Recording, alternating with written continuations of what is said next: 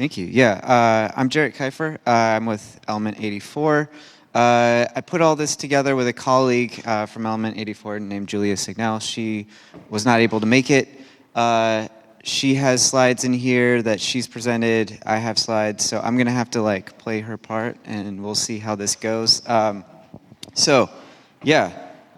for coming. So is Zarr the new COG? No.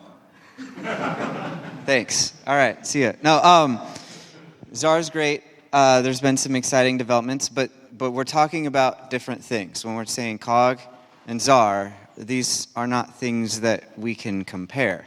So that's a little bit problematic. There's this tension between the two that we're feeling. People are saying, oh, let's use COG, let's use Zarr.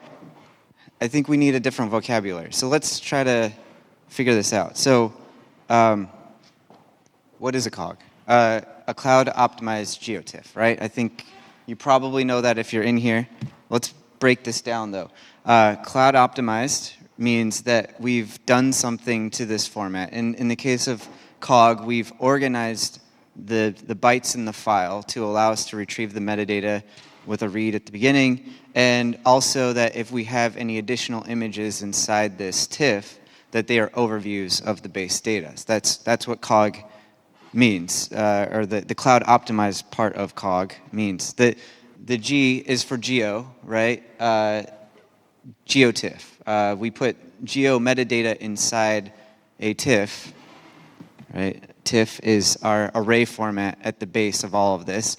We put geospatial metadata inside the TIFF tags so that we can know where this array is, right? So that's COG. What's a Zarr? So Zarr, as you're probably familiar, is a way of storing hierarchies of n-dimensional arrays. So these are like data cubes or hypercubes with some sort of potentially dimensional arrays that are stored alongside.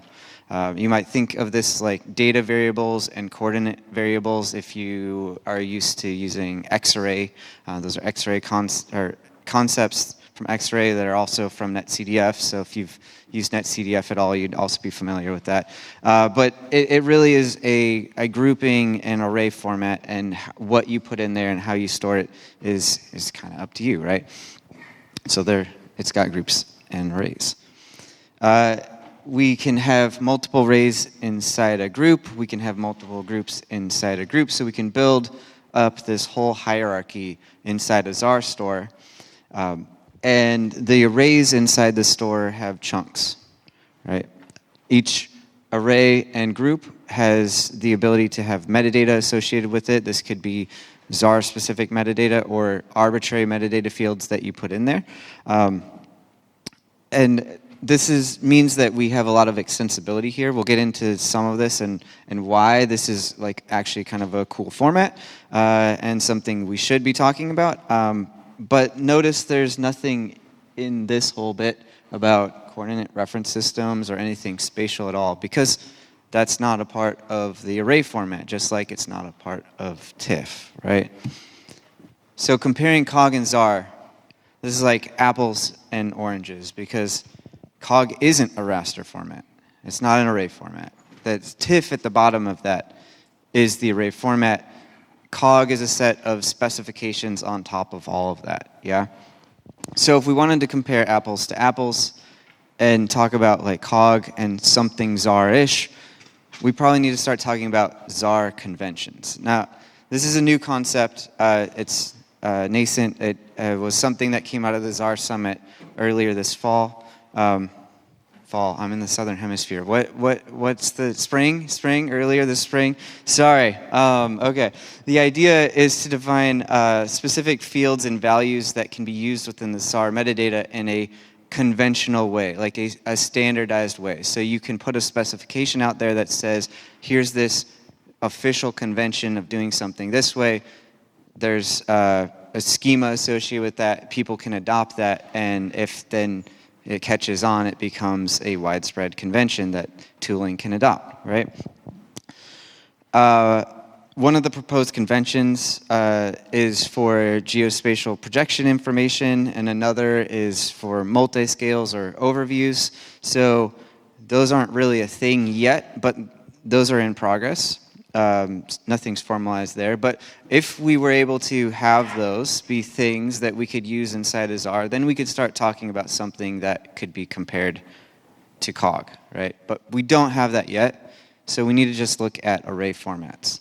So if we've got array formats for COG, that's TIFF, and then Zarr, let's think about how we can compare TIFF and Zarr. So what do we need to do to classify the differences between these two formats? The two overarching factors in how array bytes end up on disk are chunking, or how we break up an array into pieces to facilitate more granular access patterns, and compression, okay? So let's talk about each of those things. So chunking relates to linearization. All data represented within a computer must be a one-dimensional string of bytes. So when we have an n-dimensional array or any n-dimensional data set, we need to have a way to project all of those dimensions down into a single dimension to represent that within a computer. So we can do this linearization in a variety of ways. You can see various ways of doing this. And that affects the representation of that array as bytes on disk or in memory. But regardless of what way you do it, you have to do it in some way, right? Chunking comes into play here because we use chunking as a layer within this linearization process. This is an example of how this works for traditional raster formats versus something like an uncharted Zarr, okay? So in both cases, we first break our array up into chunks, right? We've got this 4x4 array. Let's break it up into chunks that are 2x2, and we end up with 4 chunks. Yeah, and we linearize each of those, the values inside each of those chunks. So we end up with, for that upper left-hand corner there, a stream of bytes that represent 0, 1, 4, 5, if we're doing it in row major order. Okay. Then for the traditional raster file, we linearize those chunks together and write that whole thing out into a file. In the Zarr case, the uncharted Zarr, we skip that second linearization step. We just write each of those chunks directly into an individual file or object in object storage. Chunks are super important here because chunks are also our unit of compression, right? To be able to read only a portion of this file at a time, you don't want to have to read the whole entire thing to be able to just read a little bit. So we compress each of these chunks individually so that they can be decompressed individually. This means that chunks are also our unit of access, the most granular unit with which we can read or write from our array. So picking a good chunk size is important. Making them too big means that reading small amounts of data becomes inefficient. And if you make them too small, again, you have inefficiency because you have to make a bunch of requests to read different chunks. Unlike the temperature of porridge, it's pretty much impossible to get like a just right size here, unless you know the exact access patterns your users are going to be using to access the array. If you don't know that, or the access patterns are too diverse, you can't really optimize around this. One thing that makes Zarr distinctly different here from single file formats like TIFF is this structure, but it's also different in the way that it allows us expressing chunk size. So in TIFF, without any sort of like hacks that will break compatibility, you're essentially limited to two-dimensional arrays and two-dimensional chunks or tiles, whereas Zarr supports true n-dimensional arrays and chunk sizes. So that's a point for Zarr, right? If you're building a data cube and you need multiple dimensions, well, Zarr is not the new COG because COG can't even do that, yeah? So that's a bit about chunking. I could talk about this for hours, but let's not. Let's look at compression instead. So when Julie and I were talking about compression initially, I got really excited because I thought I knew what I wanted to say about this. I thought I had something profound that I wanted to share, and I started pulling at one little question that I didn't know the answer to, and I realized I didn't know anything about compression. And yeah, like, not at all.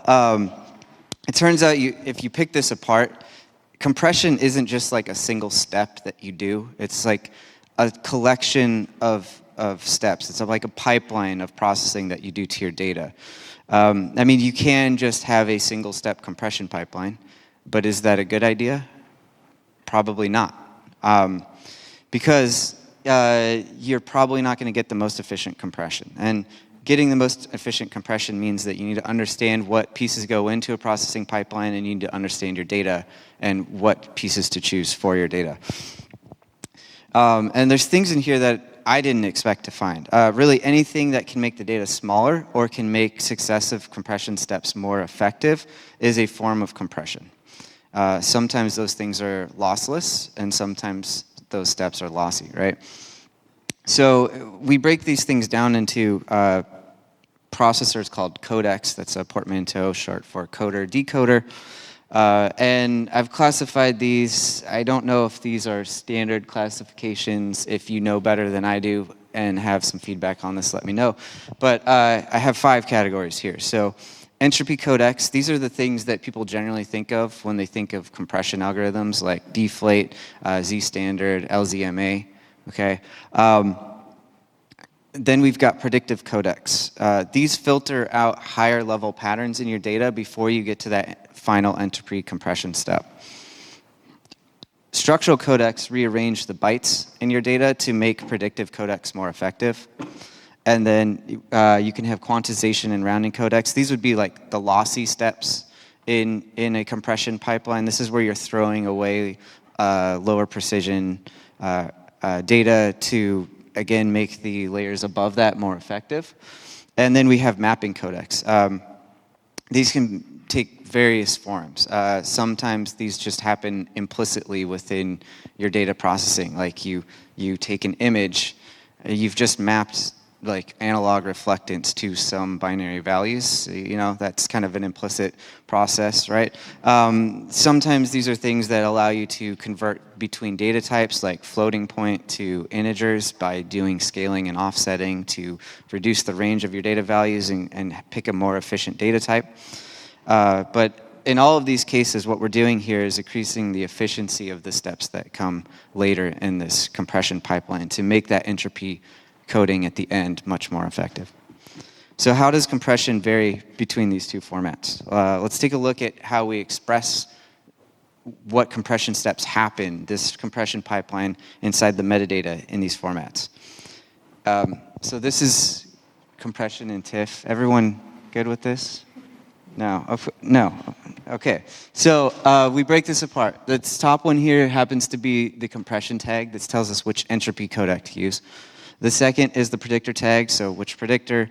And then the third, this is not, I mean, again, maybe not traditionally part of compression, but that scaling and offsetting is allowing us to pick a more efficient data type for this data. That's coming from a surprising place, this GDAL metadata tag inside here.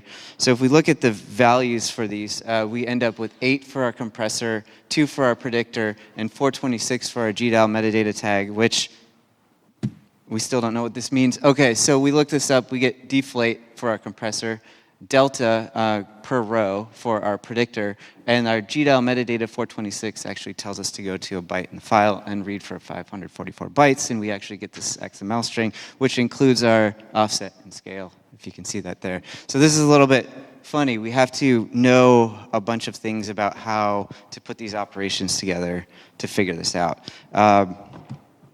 This is the same pipeline in Zarr. Do I need to explain this, or are we good? Seriously though, the fact that this is a JSON document is really nice as a human, because I can read this and I can kind of guess what's happening here, where the TIFF is very efficient in expressing those things as a small number of bytes. But it's not very flexible, and it's hard to reason about. So if we want to read this, we actually start at the end, because it's in order of what you do if you're writing data. So if you're reading data, you go backwards. So we have zlib here. That's our deflate compression. There's actually a step in here that's explicit that we didn't talk about on the TIFF side, which is taking that decompressed string of bytes and turning it into an array with some Indianness.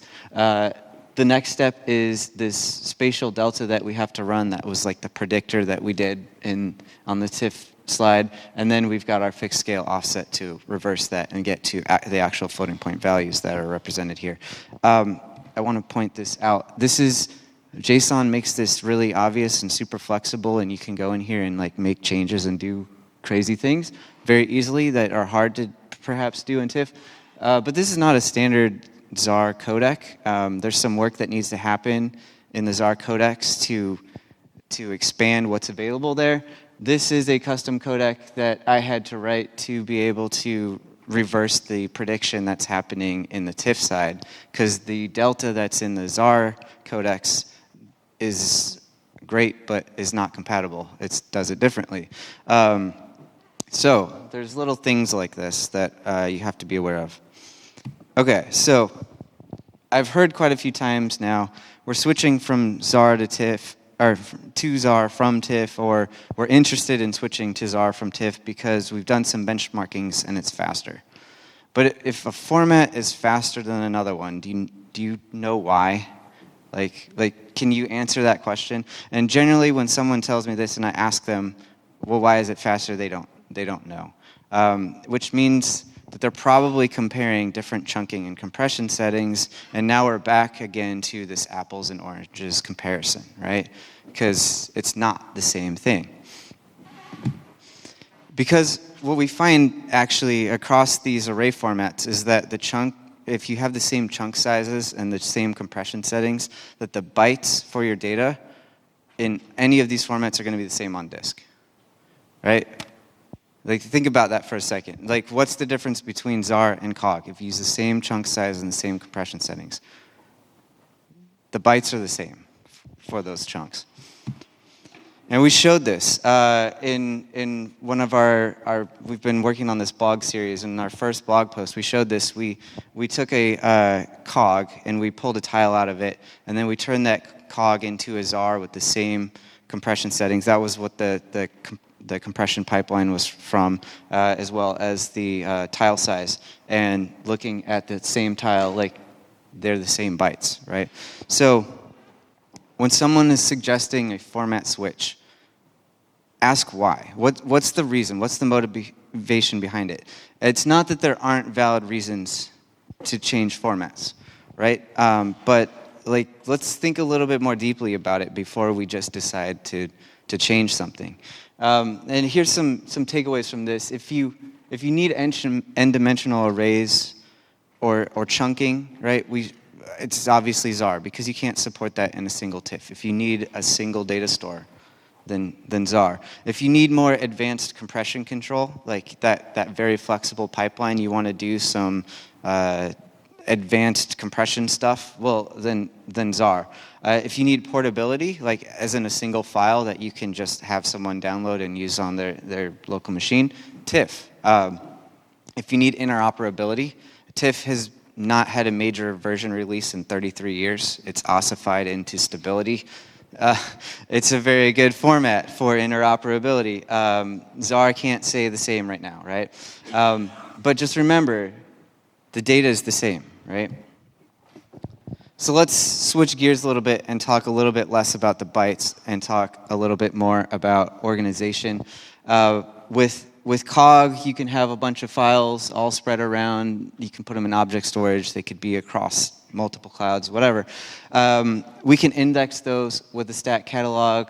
We generally have items that have assets that point to individual files, individual COGs, and we build up our organization using stack, right? And this gives us search as well as organization. With Zarr, we have the organization inside the format itself, right? So we put this all into this hierarchy, and we still need some way to be able to find the data sets that exist, right? If I don't know what is out there and I need to find something that suits my needs, I need some way to search for that. So we still end up needing to index these into stack. This could be a collection per Zarr, or this could be an item per Zarr, depending on the use case and the needs. You could do it either way, depending on various things. We won't get into that. But we still need stack to be able to find the data that we're looking for, right? The organizational problems between these two formats, despite one including grouping and trying to solve organization, are effectively the same, right? Because you put stuff out there, nobody can find it unless you provide an interface for people to do search, right? If you like Zarr's approach better, you could use something like virtual Zarr. This is creating a reference file effectively to your COGs that already exist, and then having an entry point into that that is compatible with Zarr tooling. Makes it look like a Zarr, because those bytes on disk, again, are the same, right? So we can pull those chunks out of files and make it look just like Zarr chunks natively in object storage. So maybe this is a way to get the best of both worlds, right? So I keep saying this. I want to keep saying this because I think we miss this. People say, should I use Zarr? Should I use COG? The data is, assuming the same settings, is the same. The point with this, though, is that I think we need to think about what our requirements are deeper than just format, right? So what are the settings that you need to use, right? What chunk size should you have? What compression should you use? What's the compatibility story that you need to have for your data? You have very small user group that will use whatever tooling you tell them to, or are you trying to target everyone in the world and you need to have it be super flexible? Take those things into consideration, figure out what your requirements are there, and then go and look at the formats and see what they're going to support, right? Because maybe you'll find that Zarr has a better story based on your requirements, or maybe you'll find that you need that legacy support for all of the tooling that exists now, and you need to be using something based on TIFF. Yeah. We've been thinking about this a lot.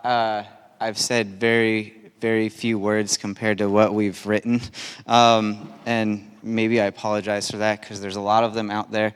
So you can go check out our blogs on the Element 84 blog, starting with the Is Zarr the New COG post, and through things on chunking and compression, and we actually have another one that's not here that came out 2 weeks ago on metadata, which really is what I'm getting at in all of this. The difference between these formats is really comes down to metadata and what the metadata allows you to express.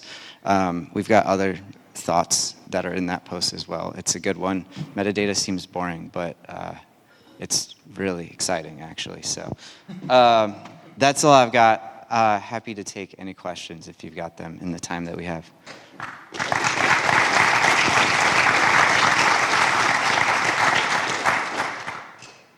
Yeah, Alex.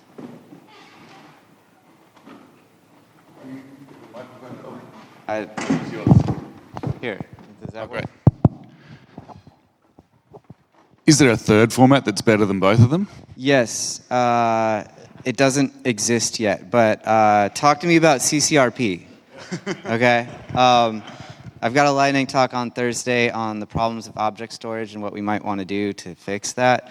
And if I didn't just hook you with that, then I don't know. Yeah.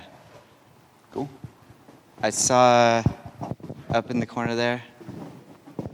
Yeah, the comparison that the same compression and same thing gives you the same bytes is great, and that gives you the same size. You compare the hashes and the size, but in a realistic system, there are other factors, like a lot of people using Zarr in our supercomputer run out of inodes because it spreads its files everywhere. So there are other factors. So would you be able to say, why people are seeing this performance difference due to non-byte size related factors, other factors? What are those? Yeah. Well, so, okay. There's a few things packed into that. Like the bytes per chunk are going to be the same, but how are you organizing those chunks? Like how are you getting those onto disk is different between the formats, right? Because if you have a COG, they're all in one file. And if you need to read consecutive chunks, like they're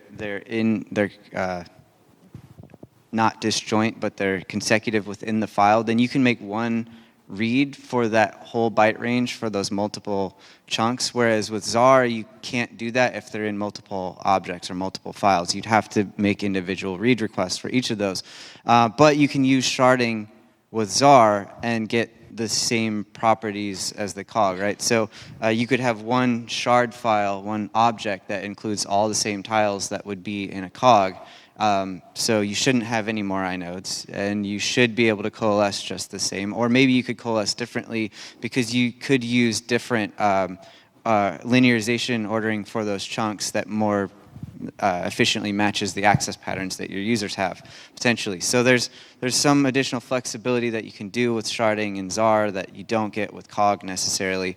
But from a inode or access perspective, they could end up being exactly the same. In fact, that's what we do in this first blog post. We have a notebook where we actually use a COG as a shard for a Zarr. So it's a valid COG file, but it's also a valid Zarr shard.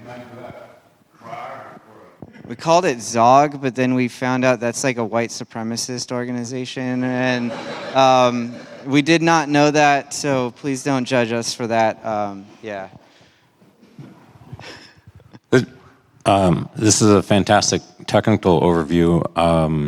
My understanding is that data's like Landsat and Sentinel are having this conversation based on cost of storage and not necessarily technical process. And correct me if I'm wrong, but could you talk to a little bit about the non-technical side of Zarr and COG? Yeah, well, maybe. I don't know. I don't know what the actual motivation is behind some of those conversations. I have heard things about cost, about performance, that faster thing, right? But are we just talking about different default compression settings? Like maybe, because like Zarr v3 defaults to Z standard. So are we seeing an improvement in compression effectiveness? But then again, if you're compressing your data without thinking about all the rest of those things in the chain, like what predictor to use based on your data type, can you do any structural changes to make that more efficient? Things like that. Then you're also losing out on compression effectiveness, right? So defaults are not the answer. If you're a data producer producing data at that scale, then you need to know what you're doing. And I'm maybe being a little bit hot-headed here, but I don't think people know what they're doing. So that's the whole point of this, is like let's know what we're doing, okay? I just wanted to add something to that story in terms of performance. I started to use Zarr more and more recently. Yeah. Because basically it makes it much easier for me to write the little tiles or chunks from different threads. That is something with COG I can't do. So that makes my pipelines much quicker. But do you need to use sharding at a certain scale, and then you're back to the same problem because you need to write those into a single file or a single object? I hear what you're saying. Yeah. And at small scale, that is probably a performance improvement, right? You can write. Yeah, right. So it depends on the data set. If you're trying to produce data for people to use at scale, who cares how long it takes to write it? Let's make it the fastest to read and the cheapest to store, right? Maybe. I don't know. Yeah. One more question. I've got one. You win. Go ahead. Okay, I recently had the need to display some satellite imagery that I was getting from online repos, and I found a whole bunch of ways to do that really unperformantly. I noticed that satellite repositories, sometimes I have them as TIFFs, sometimes I have them as netcdf files, sometimes as Zarr files. I just wondered if you had any comments on the ecosystem for display, as well as what people, just any comments on that. That applied side. We have a post planned to write about visualization, and we haven't gotten there yet. I feel like Julia would have a much better answer to that than I would. My answer is that I think the types of data that I'm experienced with and working with are at petabyte scale, right? we should not be optimizing for visualization at petabyte scale because we're just duplicating a bunch of data that no one's ever going to look at. Right? If you talk about the cost, like why are we storing overviews for Sentinel-2 imagery that no one's ever going to put on a map? So I think we need to be looking at ways to make it more efficient to generate visualization on demand. There's things like T-Tiler that do that for COGs and object storage. I don't know the story for other formats, so I can't really speak to that. But yeah, I think we need to have layers here and make it easier to do visualization that isn't stored inside the data formats, because at least with what I'm working with, that's just like a waste of money and a waste of space.